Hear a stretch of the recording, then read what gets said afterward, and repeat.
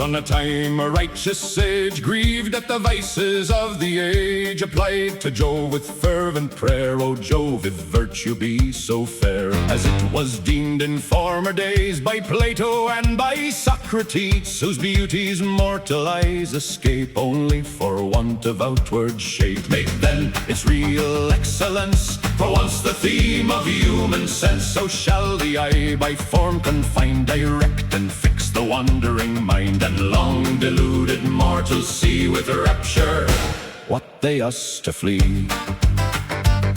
Jove grants the prayer, gives virtue birth, and bids him bless and mend the earth. Behold him blooming fresh and fair, now made ye gods a son and heir, an heir and stranger yet to hear, an heir and orphan of a peer. But prodigies are wrought to prove nothing impossible to Jove.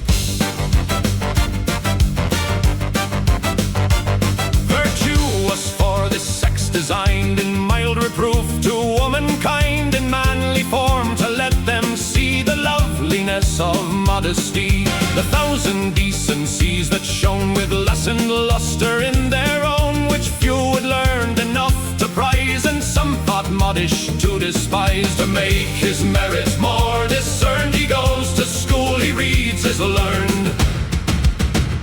Raised high above his birth by knowledge, he shines distinguished in a college. Resolve nor honor nor estate himself alone should make him great. Here soon for every art renowned, his influence is diffused around. Inferior youth to learning led, less to be famed than to be fed. Behold the glory he has won, and blush to see themselves outdone. And now inflamed with rival rage, in scientific strife engage, and in the glorious strife the arts new kindle into life. Here would our hero ever dwell, fixed in a lonely learned cell, contented to be truly great in virtue's best beloved retreat. Contented he, but fate ordains he now shall shine in nobler scenes, raised high like some celestial fire to shine the more, still rising higher, completely formed in every part to win the soul and glad the heart.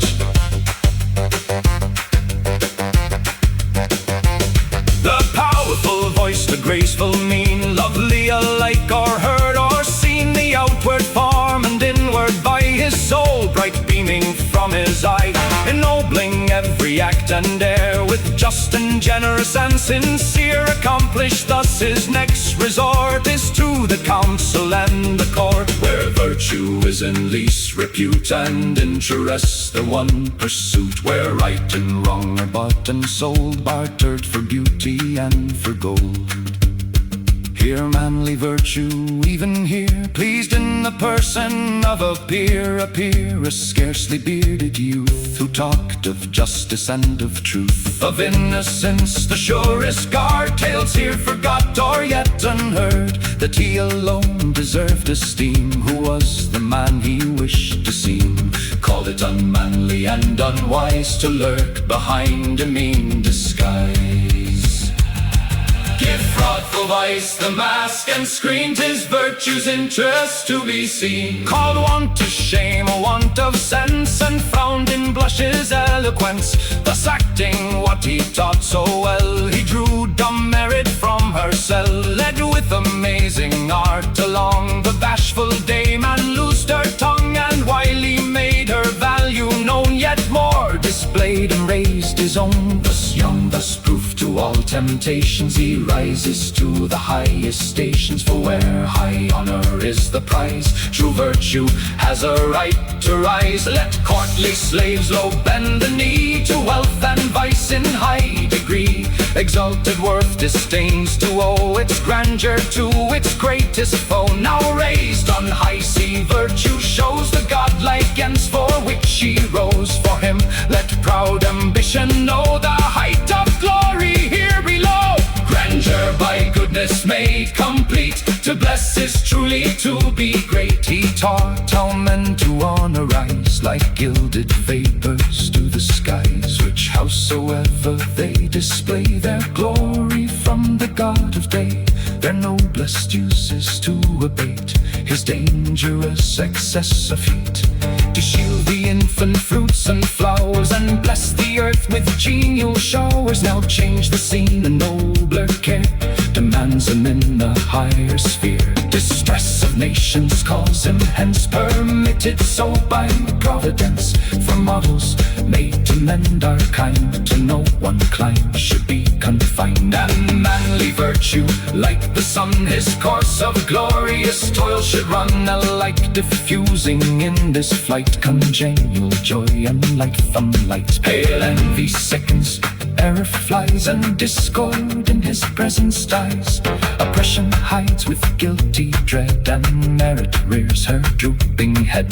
The arts revive, the valleys sing, and winter softens into spring.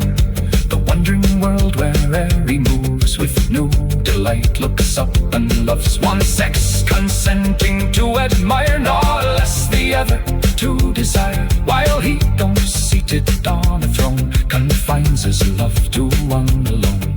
The rest condemned with rival voice, repining to applaud his choice. They now reports the Western Isle is made his mansion for a while, whose anxious natives night and day happy beneath his righteous sway.